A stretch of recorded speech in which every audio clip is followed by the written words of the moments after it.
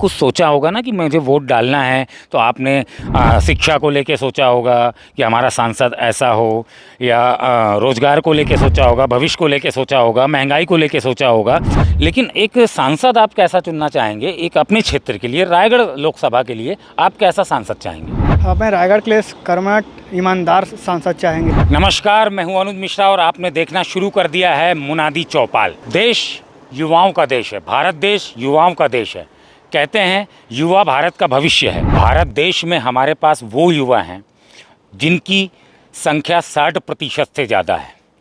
देश का भविष्य भी इन्हीं के हाथ में है। 60% जनसंख्या होना भारत देश में जो कि युवाओं की है, जो कि अपने आप में बहुत बड़ी है।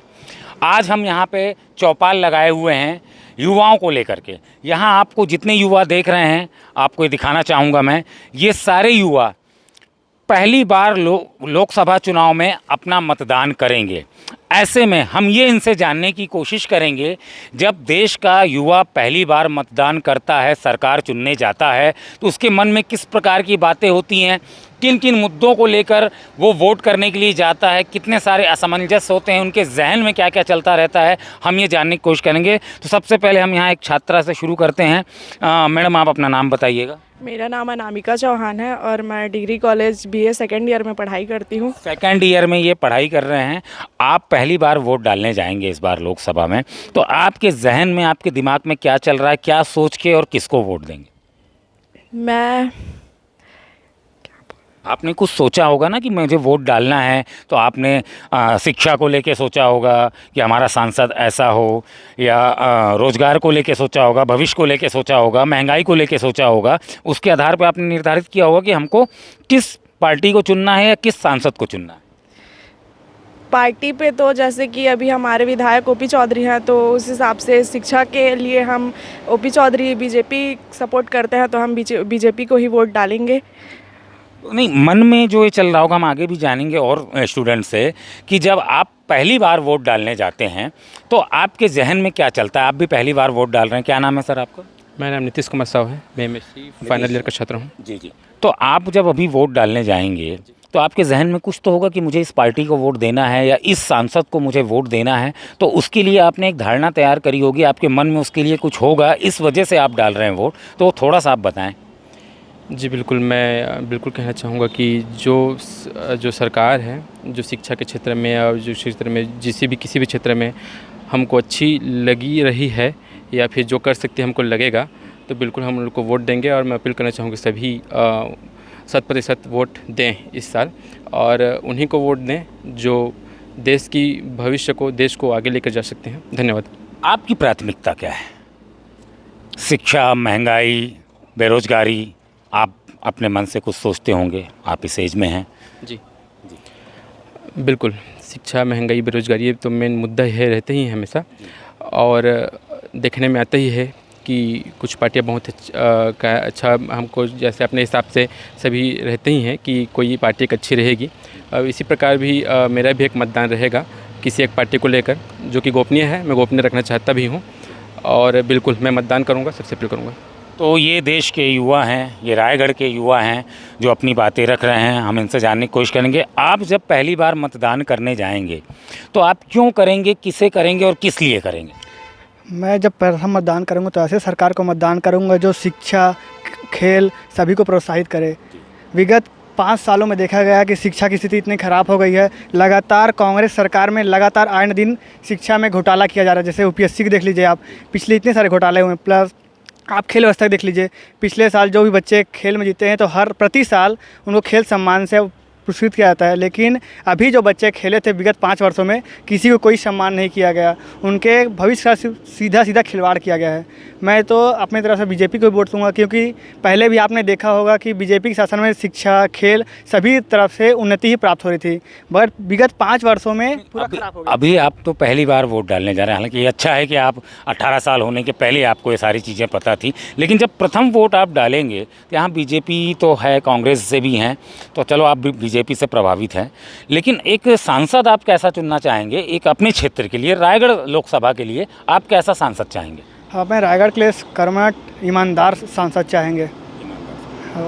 तो ईमानदार सांसद चाहेंगे। तो आप बताइएगा, जब आप वोट करने जाएंगे तो आपके जहन में ऐसे क्या चीज़ें रहेंगी जिसको लेकर के आप मतदान करेंगे और किसे करेंगे, क्यों करेंगे? फर्स्ट ऑफ ऑल तो मेरा नाम अमर कुमार मीरी है। मैं एमएससी 4th सेमेस्टर का छात्र हूं। मेरा मतलब मोटिव रहेगा कि शिक्षा को अच्छा किया जाए किसी भी तरीके से। अगर शिक्षा अच्छा होगा तो आदमी कहीं ना कहीं रोज़गार प्राप्त कर लेगा, और जिस प्रकार से अगर शिक्षा अच्छा हो जाएगा तो समाज का भी विस्तार होगा, समाज में भी सुधार होगा, जिससे हमारे ही जनरेशन को फ़ायदा होगा। इसलिए मैं चाहूँगा कि शिक्षा जितना से हो सके उतना अच्छा बनाया जा सके। शिक्षा को लेकर के युवा यहाँ कह रहे हैं कि शिक्षा को लेकर के जिसने भी जो भी पार्टीज़ हमको अच्छी शिक्षा दें हम उनको वोट करेंगे।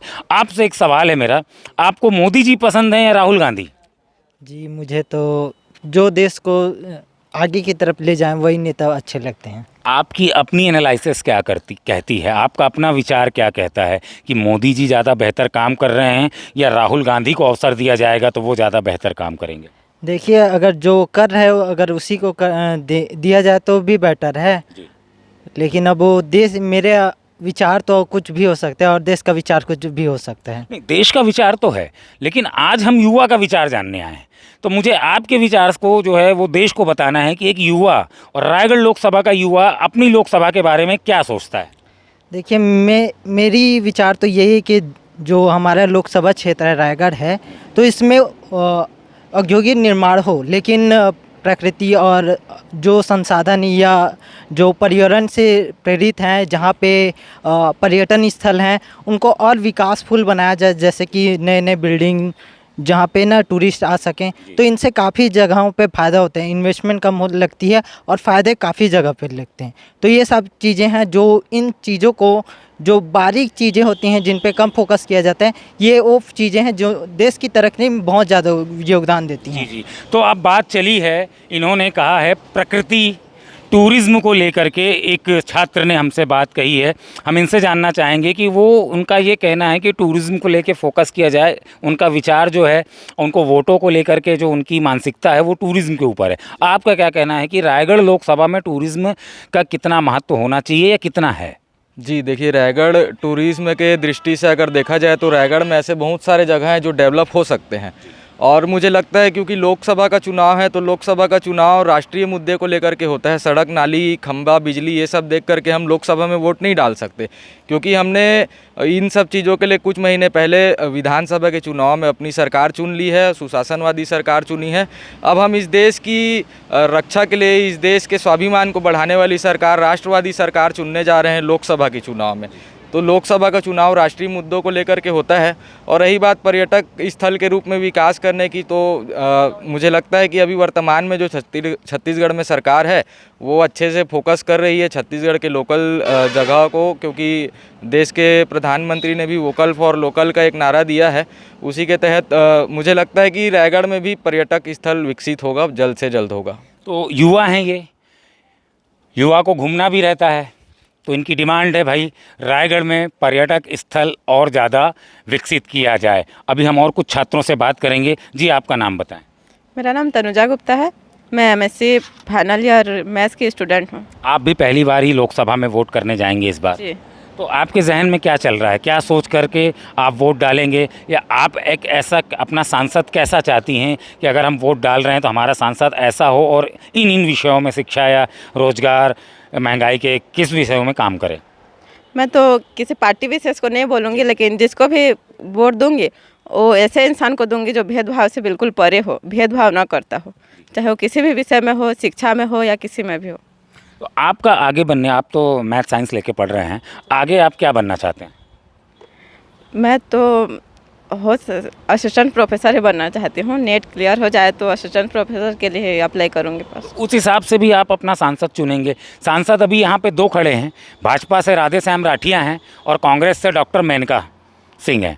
तो पढ़ाई का कितना महत्व होना चाहिए, एक सांसद कितना पढ़ा लिखा होना चाहिए, हम आएंगे पूछेंगे यहाँ पे। एक सांसद आपकी नज़र में, आप भले पहली बार वोट डालने जा रहे हैं, लेकिन आपने एक मानसिकता तय करी होगी कि एक सांसद, क्योंकि आप स्टूडेंट हैं, सांसद या किसी भी जनप्रतिनिधि को क्या पढ़ा लिखा होना चाहिए और कितना होना चाहिए? जी बिल्कुल, आपने सही कहा। सांसद और किसी भी जनप्रतिनिधि को बिल्कुल पढ़ा लिखा होना चाहिए। और मेरा वोट भी मैं इसी आधार पे एक एनालिसिस करके दूंगा मैं अभी संसद के हमारे जो क्षेत्र के सांसद हैं उनके बारे में तो कुछ खास जानता नहीं हूँ। बिल्कुल मैं इस चीज़ का एनालिसिस करूँगा, उस आधार पर मेरा वोट जाएगा।